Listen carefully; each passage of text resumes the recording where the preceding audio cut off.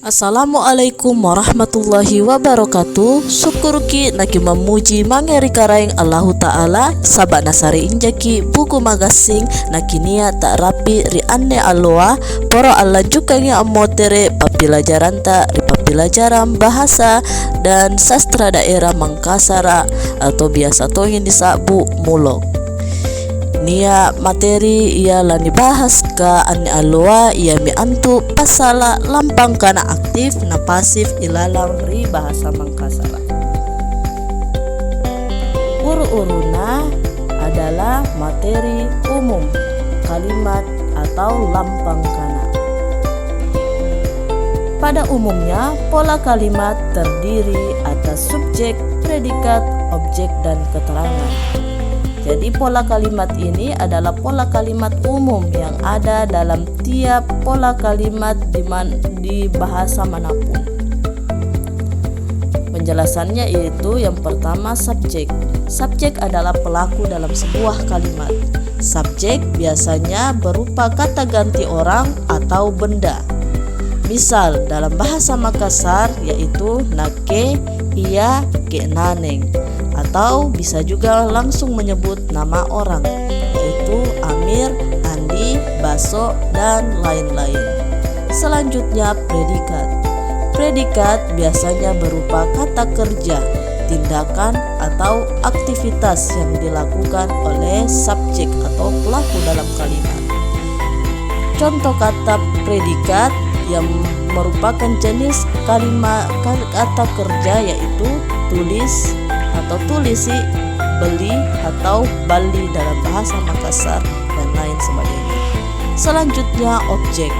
Objek biasanya berupa penjelas, tujuan, sasaran dari predikat. Contoh misalnya amali berasa. Berasa merupakan objek yang berfungsi sebagai penjelas dari predikat amali. Jadi yang dibeli atau yang ni bali andrini ia mi antu berasa. Selanjutnya keterangan. Keterangan adalah kata yang merujuk pada tempat, waktu atau suasana. Keterangan tempat misalnya risikolaya. Keterangan waktu misalnya risubua. Keterangan suasana misalnya apakah dumba-dumba, apakah dingin-dingin dan lain sebagainya.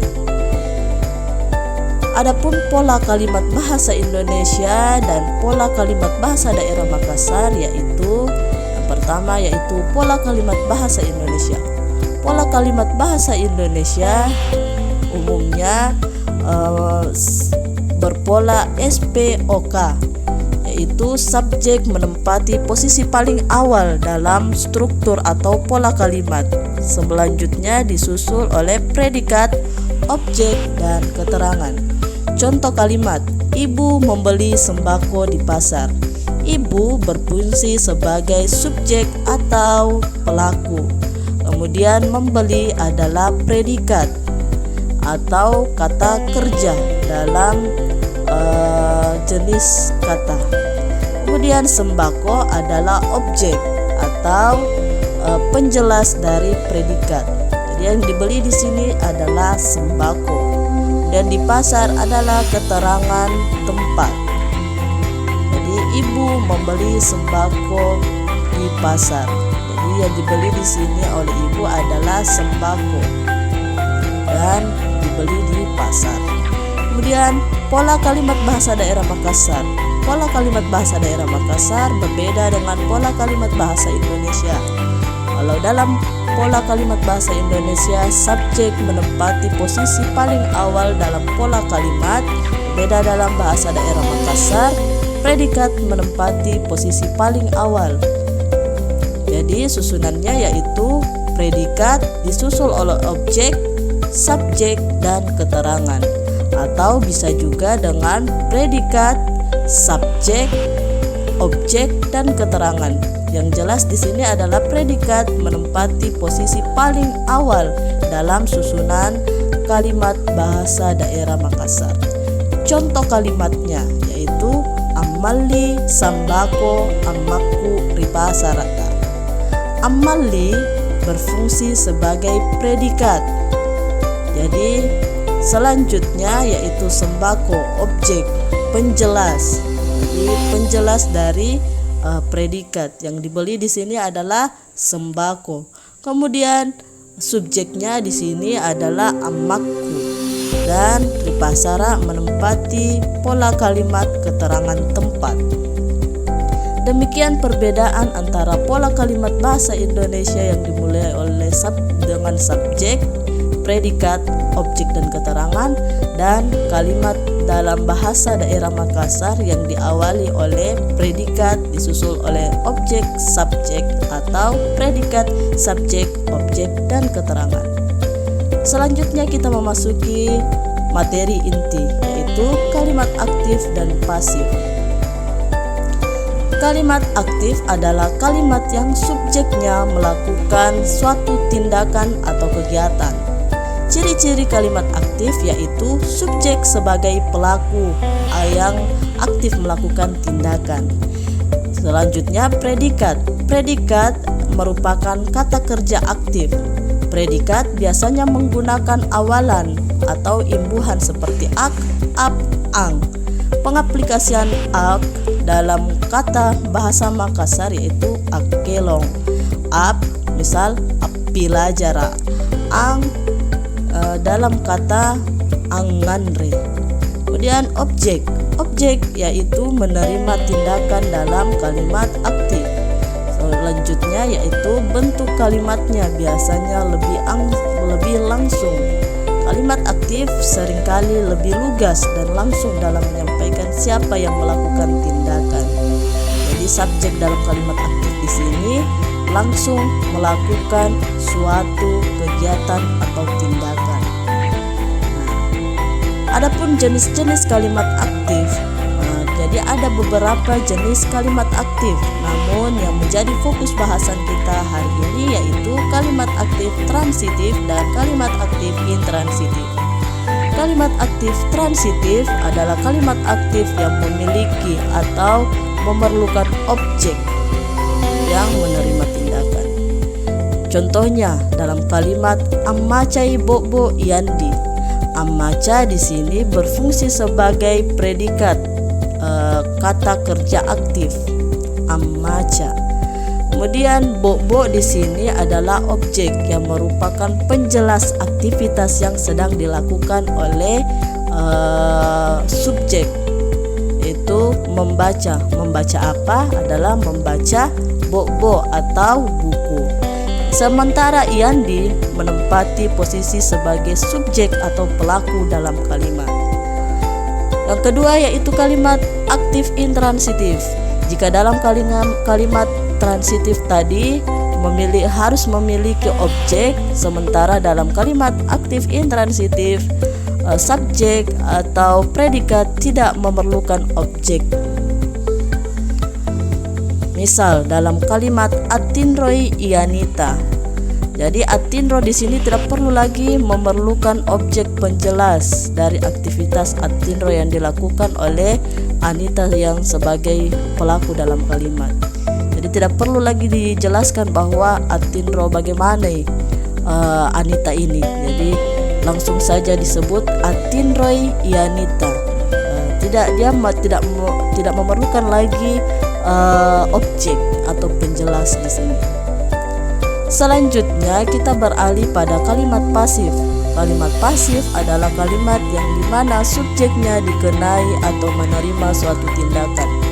Jadi pasif di sini dia subjeknya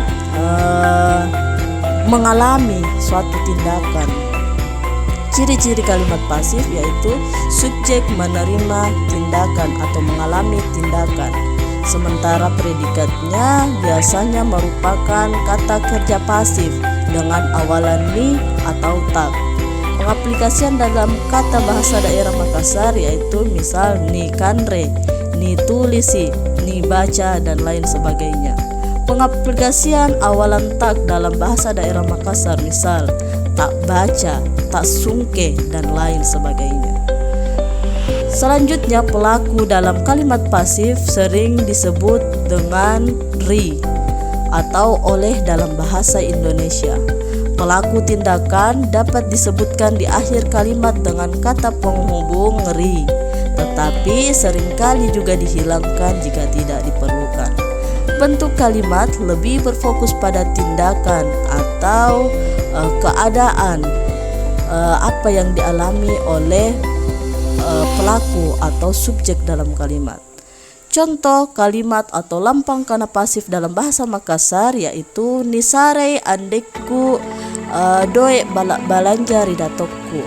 Nah, jadi di sini subjek yaitu andikku menerima perlakuan atau tindakan oleh dato yang merupakan subjek atau pelaku kedua yang memberikan. Jadi adikku di sini mengalami suatu tindakan yaitu diberi nisare doe balanja. Jadi susunan pola kalimatnya itu nisare di sini adalah predikat yang merupakan kata kerja non aktif. Kemudian andikku di sini sebagai subjek atau pelaku, dan balak-balanja adalah objek yang diberikan di sini adalah doe balak-balanja. Kemudian ridatoku adalah pelengkap atau subjek kedua yang memberikan suatu tindakan pada subjek yang pertama.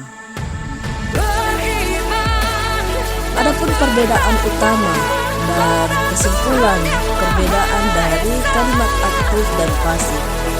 Dalam kalimat aktif, subjek atau pelaku langsung melakukan tindakan, sementara dalam kalimat pasif, subjeknya dikenai atau mengalami tindakan. Contoh perbandingannya sekali lagi yaitu dalam kalimat aktif misalnya ibu memasak sayur. Dalam bahasa Makassar, apalagi gangang amatku. Jadi subjek di sini yaitu amatku langsung melakukan suatu tindakan yaitu apalu gangang atau memasak sayur. Nah, selanjutnya contoh kalimat pasif yaitu misal misurai angaru ibaso idalekang balasana.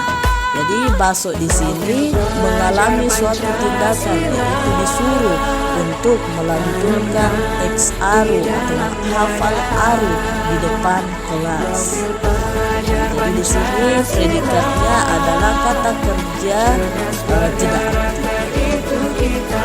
Ya, demikianlah pembahasan mengenai pola kalimat umum dalam bahasa Indonesia dan bahasa daerah Makassar serta materi inti tentang kalimat pasif dan aktif dalam bahasa daerah Makassar. Terima kasih. Assalamualaikum warahmatullahi wabarakatuh.